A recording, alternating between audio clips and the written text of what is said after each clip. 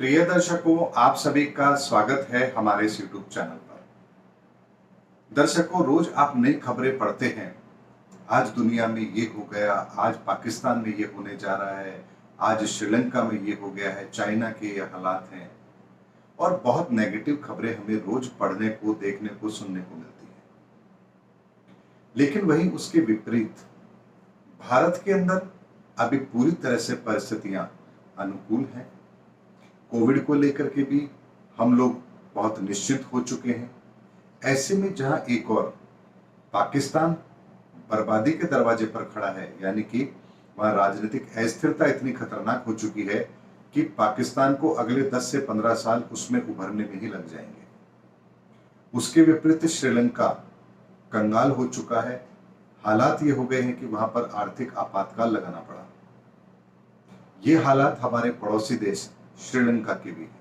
उसके अलावा यदि चाइना को देखें तो कोविड के कारण से चाइना इस समय पर पूरी तरह से परेशान है और उससे बाहर निकलने का कोई रास्ता भी उसको नहीं मिल रहा है, क्योंकि उसने सोचा था शायद कोविड को वो कंट्रोल में कर लेगा, लेकिन ऐसा सोचना उसकी बहुत बड़ी भूल साबित हो रही है और अब वो बहुत परेशान है और उसकी वजह से आने वाले समय में भी उसको बहुत बड़ी आर्थिक परेशानी का सामना करना पड़ेगा। वही हमारा एक और पड़ोसी रशिया, उसके हालात देख लेते हैं। वो भी हैरान है कि जिस यूक्रेन को वो छोटा सा बच्चा समझ रहा था, सोच रहा था 5-7 दिन में उसको खत्म कर देगा, आज 1 महीने से ऊपर हो गया, लेकिन आज भी वो उसके सामने कमर कस के खड़ा हुआ है और उसके हर चैलेंज का उसको जवाब दे रहा है।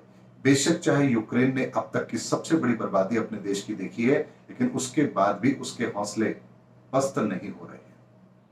दर्शकों, 4 देश हमारे सीमाओं के आसपास के, भारत की सीमाओं के आसपास के, और चारों के अंदर ऐसी परिस्थितियां और उसके विपरीत भारत इस समय बिल्कुल सुरक्षित है और आर्थिक तौर पर भी वो आगे बढ़ रहा है। आखिर ऐसा क्यों हो रहा है? एक ही समय पर, एक ही क्षेत्र के अंदर 4 देश परेशान हैं और एक देश आनंद से अपने आप को आगे बढ़ाने की कार्रवाई कर रहा है। ऐसा क्यों हो रहा है, इस पर आज आपको मैं पूरी डिटेल में सारी बातें आपके सामने क्लियर जरूर करूंगा। दर्शकों, यदि आपको ध्यान हो तो मैंने अपने वीडियो में आपसे कहा था कि आने वाला समय भारत का है, भारत के लोगों का है, भारत की सनातन पुरातन संस्कृति का है और हिंदुत्व की आइडियोलॉजी का है। और जब ये बात मैंने आप लोगों के सामने रखी थी, लगभग 2018 की वो बात है, तब दूर दूर तक कहीं कोई ऐसा अंदेशा नहीं था कि कभी ऐसा हो भी पाएगा।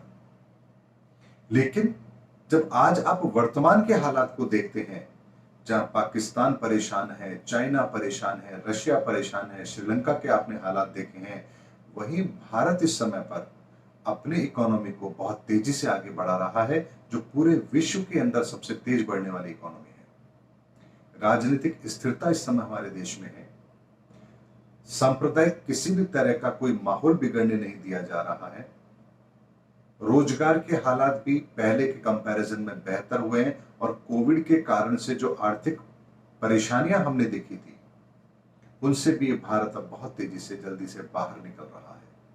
और ऐसा किसी एक के कारण से नहीं हो रहा है, बल्कि हम भारतीयों की सकारात्मक सोच के कारण से ऐसा हो रहा है, क्योंकि हमने कोविड से बाहर निकालने के लिए अपने आप को जिस तरह से तैयार किया है, वो वास्तव में काबिल तारीफ है।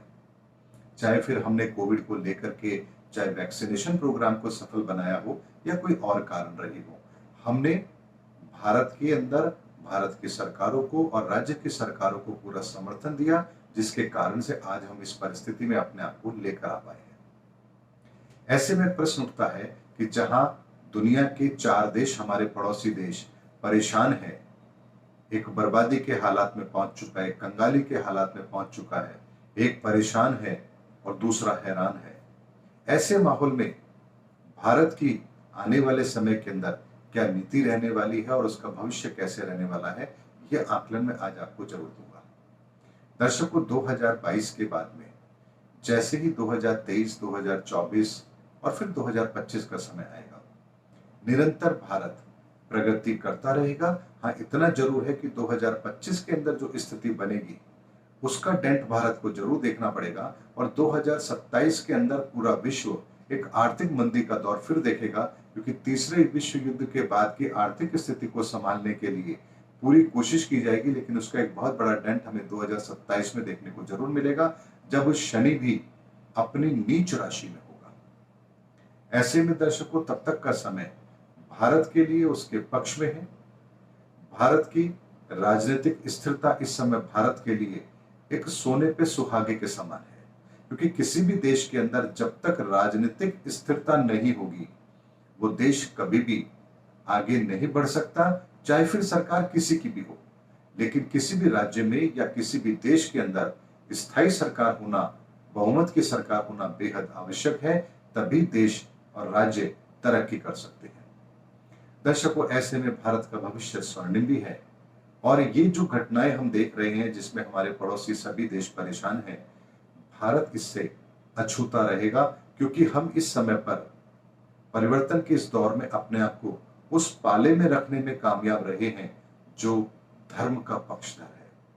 ऐसे में आने वाले समय के अंदर भारत की आइडियोलॉजी को पूरी दुनिया एक्सेप्ट करेगी, क्योंकि इतनी विषम परिस्थिति के अंदर भी यदि हम अपने आप को बचाने में कामयाब हुए हैं और अपने आप को दोबारा मुख्य धारा में शामिल करने में कामयाब हुए हैं, भारत की इकोनॉमी को सुधारने में कामयाब हुए हैं, तो उसके पीछे आखिर वो कौन से कारण है, इस पर हर देश चिंतन मनन जरूर करेगा। और उसके पीछे आपको सिर्फ एक ही कारण नजर आएगा, और वो है हमारी सनातन पुरातन संस्कृति, जो न जाने कितनी बार हमें सभ्यताओं को उजड़ते समय अपने आप को बचाने में कामयाब रहने के गुण सिखाती आई है। तभी देखिए दर्शकों, हमने इतने बड़े बड़े कालखंड देखे, सतयुग देखा, त्रेता, द्वापर, इतने युग देखे हैं, इतने बड़े बड़ी त्रासदियां देखी हैं, उसके बाद भी हमारी ये संस्कृति आज भी जीवित है, परिपूर्ण है, फलीभूत है और हमें आज भी एक नया रास्ता दिखाने की ताकत रखती है। इसीलिए दर्शकों, मैं फिर आपको ये बात दोहरा रहा हूं कि आने वाला समय भारत का है, भारतीयों का है, और हमें उसके लिए अपने आप को कमर कस के तैयार अवश्य करना चाहिए। इतना देख करके आप परेशान ना हो कि इस समय पाकिस्तान के ऐसे हालात हैं, श्रीलंका में ऐसे हालात हो गए, चाइना के ये हालात हैं, रशिया के हालात हैं, और विदेशों में और जगह तो हालत खराब है, ये तो हम सब जानते ही हैं। लेकिन उसके बाद भी भारत अभी सुरक्षित है और ऐसी कोई भी परेशानी भारत के लिए निकट भविष्य में नहीं आने वाली है जो हमें इन देशों की तरह परेशान करेगी।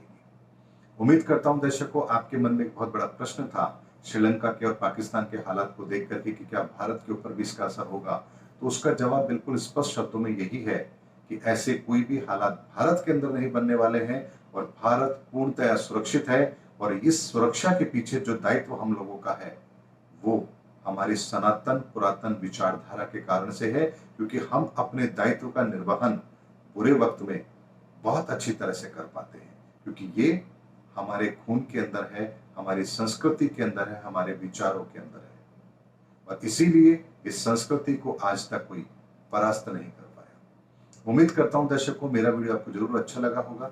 अगले वीडियो में आपसे फिर भेंट होगी, तब तक हमारे चैनल पर बने रहिए।